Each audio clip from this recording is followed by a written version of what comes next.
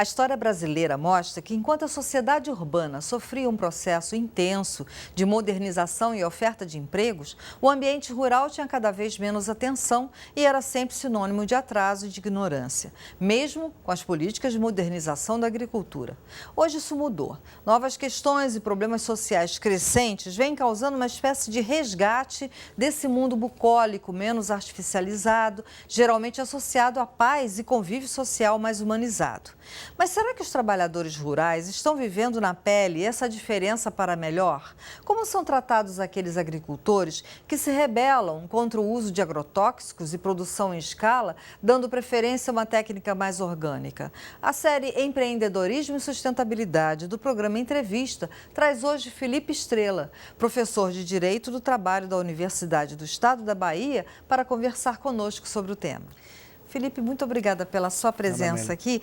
Historicamente, a legislação referente ao trabalho rural vem sofrendo modificações ao longo do tempo. Quais são as principais mudanças que você pode contar aqui para a gente? Acho que a primeira coisa para a gente pontuar é perceber, por exemplo, quando a CLT, a Consolidação das Leis do Trabalho, que é o principal instrumento de proteção social do trabalho, ele foi instaurado no Brasil em 43, na era Vargas. O artigo 7º, inciso B, excluiu o trabalhador rural desse manto de proteção.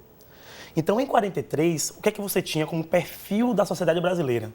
Quase 2/3 da mão de obra ela estava empregada em atividades agrícolas. Então, a principal carta de proteção social do trabalho, quando ela foi instaurada, ela deixou de lado a maioria, o maior contingente de trabalhadores à época. Quase 60% da população vivia em cidades de até 10 mil habitantes. Então, o mercado de trabalho rural, uma das suas características estruturais, é essa pouca efetividade da legislação social.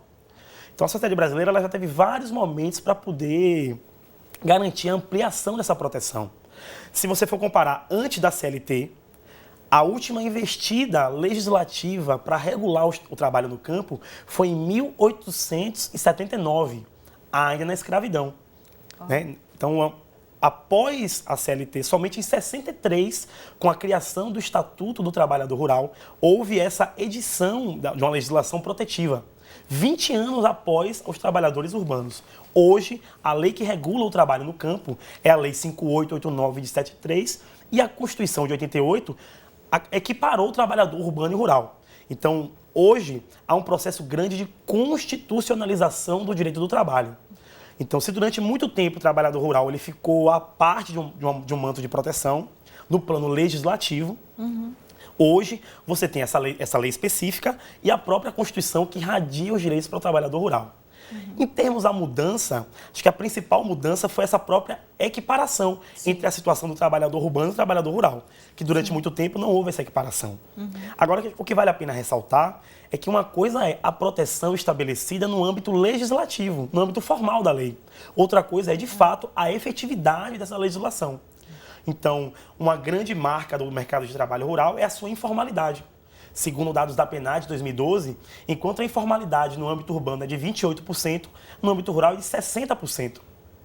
Então você tem o quê? Né? Uma mão de obra que, apesar de ter os direitos garantidos, direitos equiparados aos dos trabalhadores urbanos, todos eles, né? Relativos às formas de contrato, relativos às formas de remuneração, relativos ao tempo de descanso e o tempo de jornada, você tem uma baixa incidência, uma parca efetividade dessa legislação. Sim. Seja pelas características estruturais do mercado de trabalho, seja pela ineficiência dos órgãos do Estado, pela capacidade financeira, pela falta de contingente de pessoas, né? Pela falta de empregados públicos, de concurso. Então, você tem uma taxa de inefetividade muito grande. Sim. Nesse perfil. Agora, voltando um pouco à história, parece que houve uma entrada de estrangeiros no século XIX que provocou muitos conflitos. Conta pra gente um pouco como é que foi isso. Analisar esse período, na verdade, é perceber o processo de transição do trabalho escravo para o trabalho livre. Isso não se deu de forma homogênea, então é possível perceber dois movimentos, um relativo mais à região sudeste e outro relativo mais à região nordeste.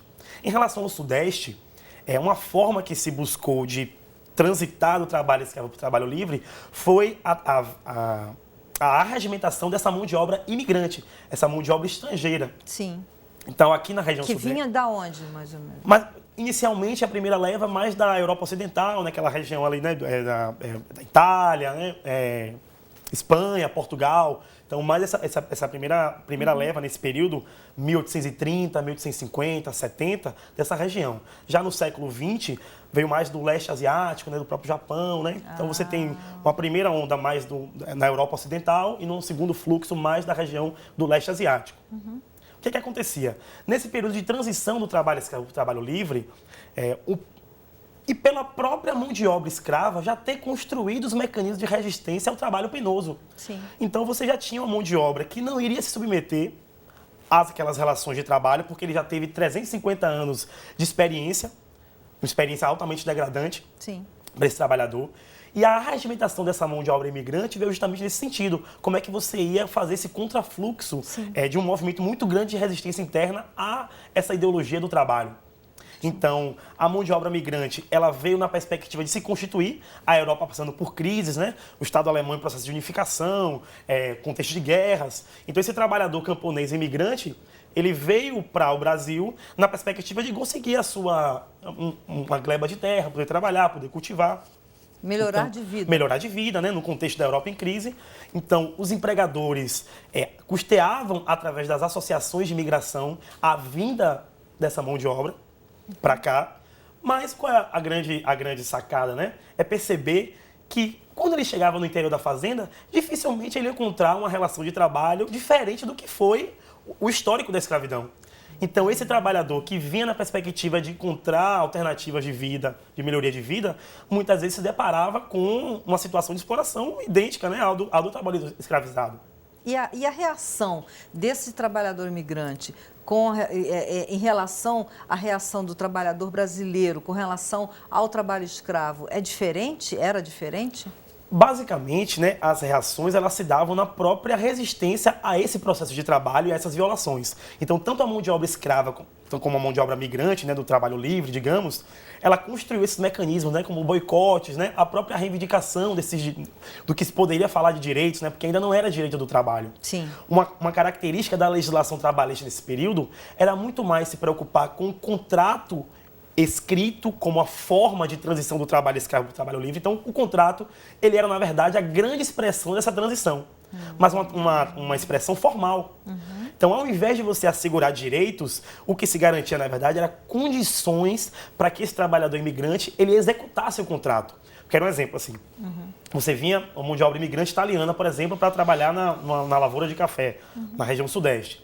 Esse trabalhador, de tão livre, ele não poderia abandonar a fazenda porque esse empregador, ele teve um custo para trazer essa mão de obra. Então, olhe como o foco da legislação era garantir a execução desse contrato. Então, a marca dessa legislação, na verdade, era uma preocupação muito mais formal. Nessa época, por exemplo, tinha um aviso prévio, que é o anúncio de você querer romper o liame, né, empregatício ou vínculo da prestação de serviço. Ele tinha uma margem de 2 anos. Então, hoje o aviso prévio é de 30 dias, né? Então, o trabalhador, se quisesse romper o vínculo de emprego... Tinha que ficar 2 anos para poder arcar. Então, se ele não tivesse condições de arcar, ele teria que trabalhar de graça, né? Até cumprir esse pagamento da dívida. Uma coisa que é interessante é que esse processo de transição do trabalho escravo para o trabalho livre, ele criou algo muito parecido com o que hoje se tem com a escravidão por dívida, a situação análoga à escravidão. Porque esse trabalhador imigrante, ele vinha para o país e o custo da passagem já entrava no seu ônus financeiro, digamos assim. Então o trabalhador já chegava endividado. Então ele tinha que trabalhar no mínimo para poder cumprir essa dívida. E se ele quisesse romper o contrato de trabalho, essa legislação tinha inclusive disposições penais, aplicando pena de prisão para esse trabalhador que quisesse romper o vínculo antes do tempo, né? E no caso, principalmente das multas relativas ao não cumprimento do contrato, que era essa ideia, né, do aviso prévio de 2 anos e da necessidade de você custear essa dívida. Se ele não tivesse como custear, ele deveria trabalhar o tempo necessário que fosse para poder cumprir esse déficit financeiro que os fazendeiros, na época, imputavam essa mão de obra.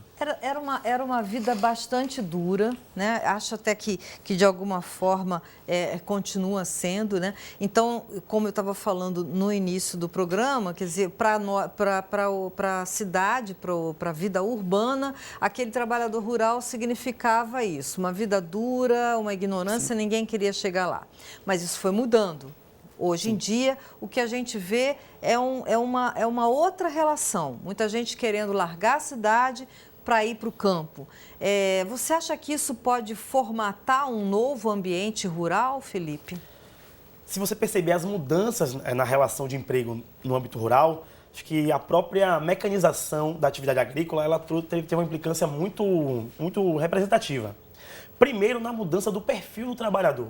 Então, por exemplo, hoje, para você fazer, por exemplo, uma colheita de soja, você precisa, na verdade, de um tratorista com mão de obra qualificada, que sabe manejar a máquina.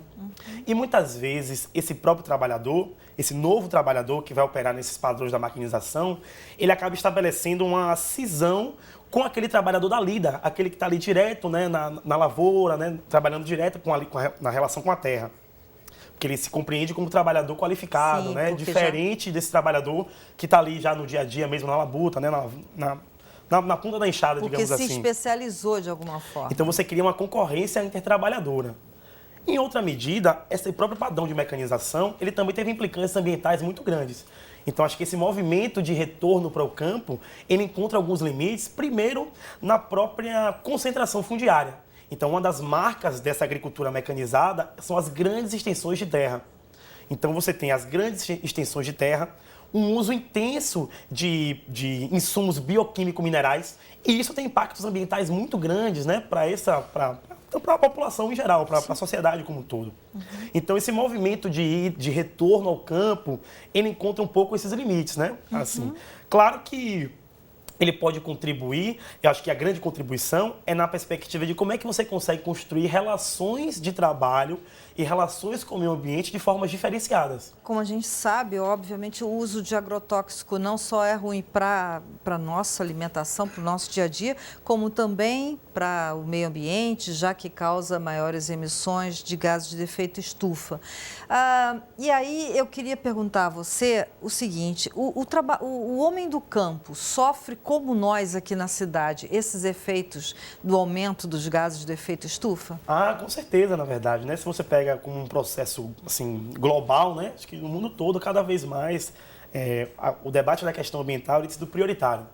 Então, por exemplo, você tem períodos prolongados, né, de secas. Então, o que foi esse último ciclo, né, no Nordeste mesmo, com a estimativa que mais de 800 mil cabeças de gado morreram nesse processo de seca, né? Então, você tem desde o grande até o pequeno produtor sofrendo com os impactos da seca.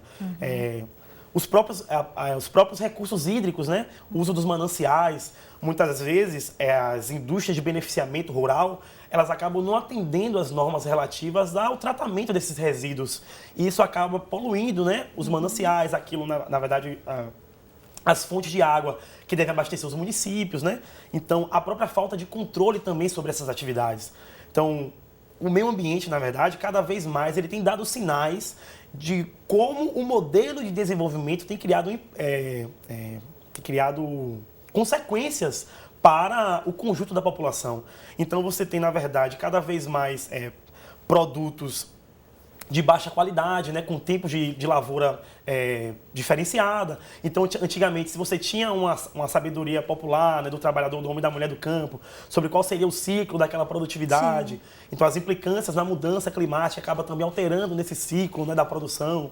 Então, você tem, desde o plano ambiental mais direto, como os impactos sobre esses recursos hídricos, os recursos naturais, até a questão alimentar, a questão da saúde do trabalhador, da mudança das relações climáticas, né? Felipe, muito obrigada por você ter vindo aqui. Obrigada a você de casa pela companhia. A gente fica por aqui. Até a próxima.